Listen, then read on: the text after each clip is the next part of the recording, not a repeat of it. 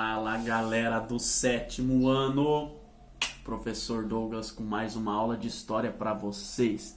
Amei a nossa live de ontem, eu acho que foi muito produtiva, tá? Vocês participaram bastante, top, nota 10, tá?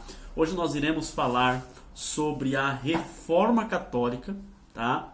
E os conflitos religiosos. Na outra aula nós falamos das reformas protestantes, das reformas religiosas. Mais uma vez, luteranismo, calvinismo, anglicanismo. E agora a gente vai ver a reação da Igreja Católica. A Igreja Católica reagiu de alguma forma. Por quê, professor? Porque ela perdia fiéis, né? Ela estava perdendo muitos fiéis. Então, a Igreja Católica tinha que reagir de alguma maneira, tá? Página 166, módulo 14, Reforma Católica e os conflitos religiosos. Tá? Tem uma imagem ali. Observe a imagem e responda apenas a primeira questão da sessão. Você já pensou nisso? Sem ler o texto, só responde a questão que está na página 167 do Você Já Pensou Nisso. A primeira, que é descreva a imagem, tá? O que você está representando na cena. Gente, eu tenho certeza que muitos de vocês, antes de ler o texto, só olhando a imagem, vocês devem ter pensado o seguinte: é um bandido, né? Deveria ser um bandido da época e por isso que ele está sendo torturado. A igreja está torturando porque ele deve ter assassinado alguém. Não. Agora eu vou ler um texto para vocês e depois vocês vão responder as outras questões que você pensou nisso. Olha que interessante, tá? Está na página 166. Em 1376, por ordem do Papa, o teólogo Nicolas Aymeric escreveu um manual com a definição de comportamentos condenáveis pela Igreja, da forma como ela deveria agir diante desses casos. A obra que ficou mais conhecida como Manual dos Inquisitores, Direction Inquisitorial, foi revista em 1578. Entre suas centenas de páginas, selecionamos o seguinte trecho. Dá uma olhada aí. Olha aqui, é um trecho lá da época de 1376. Bem na época que acontecia a Inquisição, tá? Que era uma atitude da igreja, era um tribunal criado pela igreja para condenar todos aqueles que iam contra as práticas da igreja, contra os dogmas da igreja. Prestem atenção então no trechinho que eu vou ler para vocês aqui, ó. Tortura-se o acusado com o fim de o fazer confessar os seus crimes. Manda-se para a tortura um acusado que varia suas respostas negando o fato principal. Aquele que, tendo tido reputação de herege, tenha contra si uma testemunha, a afirmar que o viu dizer ou fazer algo contra a fé. Com efeito, a partir daí, um testemunho somado à anterior, a má reputação do acusado, são meia prova e índice bastante para ordenar a tortura. Se não se apresentar qualquer testemunha, mas se a difamação se juntarem outros fatores e indícios, ou mesmo um só, deverá proceder-se também a tortura. Se não houver difamação de heresia, mas houver uma testemunha que diga ter visto ou ouvido dizer algo contra a fé, é o bastante para se proceder à tortura. Olha só, gente, que cruel, tá? Se você falasse mal da fé, tá? Da igreja, falasse mal da igreja católica, e alguém ouvisse, você imagina, às vezes a pessoa ouviu errado, você não estava falando daquele jeito, e ela fosse lá no tribunal do Santo Ofício, da Inquisição, e te denunciasse, já era indício bastante para você ser torturado, tá? Já era uma prova o suficiente para você ser torturado. Gente, a igreja fazia assim, ó, tá? Só para vocês entenderem a Inquisição. Para não ficar nas costas da igreja o crime, porque a igreja, ela prega o que? A paz, o amor. Então não podia esse crime ficar nas costas da igreja. O que acontece? A igreja condenava nesse tribunal, mas quem executava era o Estado, quem executava era o rei. Então, sendo assim, não foi eu que executei, foi o rei. Mas a igreja que condenou, a igreja que mandou aquela pessoa, tá? Então as torturas, gente, eram das piores possíveis. Vocês estão vendo ali, o nome dessa roda era roda de despedaçar, tá? Eles iam girando e tinha fogo embaixo, a pessoa ia sendo assada aos poucos e morria. Ou tinha pontas de ferro bem agudas e a pessoa ia sendo esmigalhada.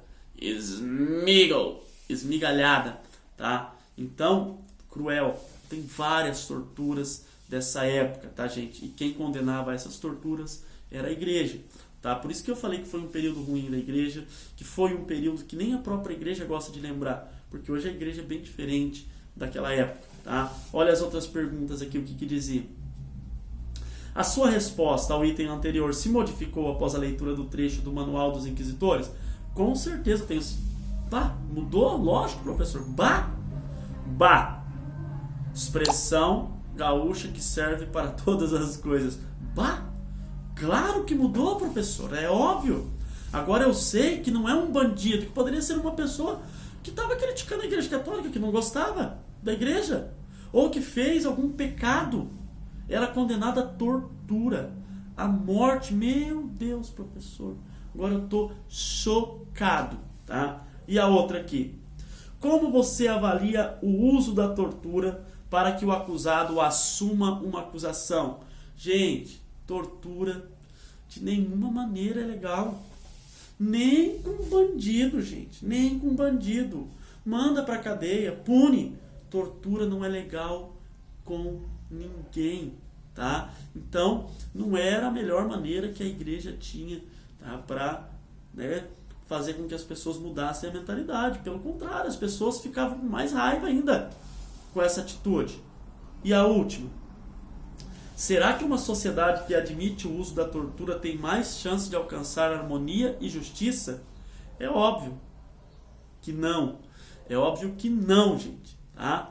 Claro que não vai alcançar o quê? Desordem, caos, e vai gerar violência, gera mais violência e mais violência.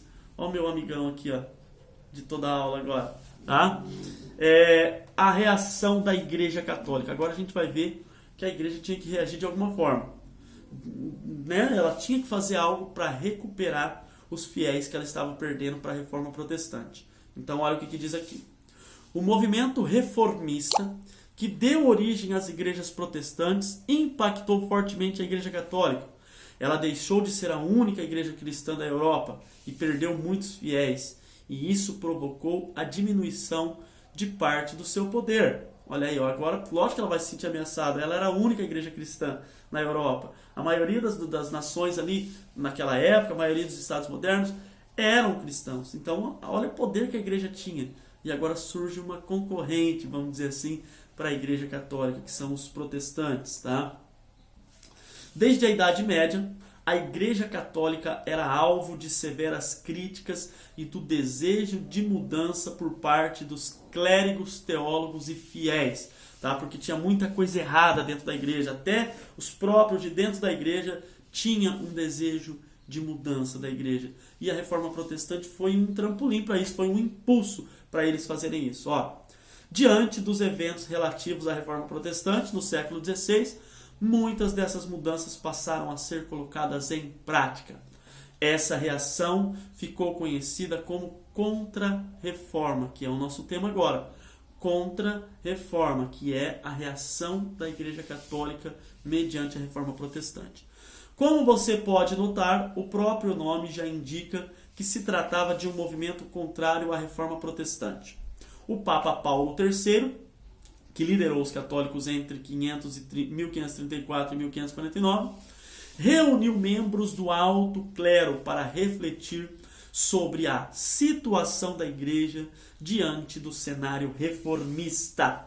As avaliações indicavam que alguns erros foram cometidos com relação ao comportamento do clero e ao abuso do poder material da igreja. No entanto, as discussões e decisões mais significativas ocorreram em uma reunião que eles fizeram, que ficou conhecida como Concílio de Trento, que ocorreu de 1545 a 1563. Uma reunião na cidade de Trento, por isso o nome Concílio de Trento. Eles se reúnem agora para tomar algumas medidas, alguns rumos para a Igreja Católica, novos rumos para a Igreja Católica. Jesus, olha isso, professor, cada vez que o senhor se aproxima, essa espinha grita na tela. Enfim, desculpa, gente, tá? Concílio de Trento. Agora vocês vão ver o que eles decidiram no concílio, quais rumos a igreja vai tomar no Concílio de Trento, professor. Vamos lá. Na cidade de Trento, na Itália, membros do alto clero se reuniram com o objetivo de conter o avanço protestante. O concílio, um dos mais longos e importantes da Igreja Católica, foi marcado por muitas discussões, divergências e chegou a ser interrompido por guerras e pestes. Entre as inúmeras decisões do concílio, algumas diziam respeito a questões internas ligadas à doutrina e às práticas da Igreja Católica. Presta atenção. Sobre as doutrinas e práticas da Igreja Católica, se reafirmam. Tá? Que página que está isso, professor? Página 168. Ó, algumas medidas que eles tomaram. A necessidade de o fiel cooperar, preparar e movimentar-se no sentido de alcançar a graça divina. Agora eles já não estão falando mais da indulgência. Agora eles já estão falando do fiel cooperado, fiel preparado, fiel, né, para alcançar essa graça. O papel dos clérigos na anunciação da palavra de Deus e na administração dos sacramentos. Os 7 sacramentos como canais de transmissão da graça divina e a venda de indulgências, desde que a realizadas cometidamente pelo clero. Tá? Ó, sobre a formação, eu vou explicar, mas explicar para vocês entenderem melhor. Algumas medidas que eles tomam na Contra-Reforma. Eles criam agora os seminários. Tá? Por quê, professor?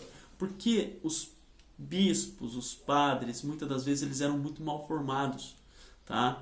Então por isso que os fiéis já estavam se revoltando. E por isso que acontecia muita coisa errada na igreja. Por que eles eram mal formados, professor? Porque não tinha uma preparação para ser padre.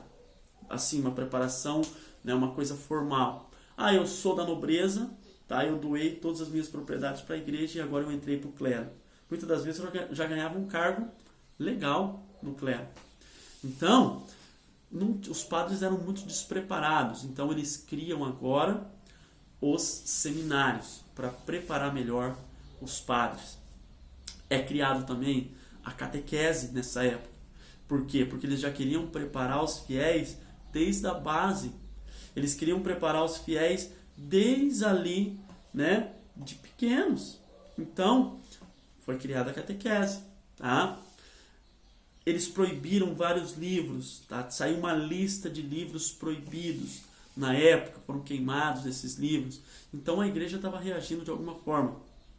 Eu acredito que só com a criação dos seminários já foi uma grande coisa para a Igreja Católica, porque agora os padres, as pessoas que são envolvidas com o clero são melhores preparadas para atender o fiel. Então isso foi muito bom, tá?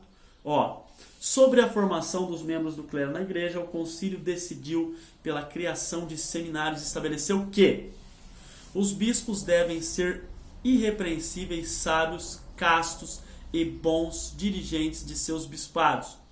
O concílio pede que cada um seja sóbrio em sua mesa e coma pouca carne. É também preciso que se acostumem a não falar de assuntos ociosos durante as refeições.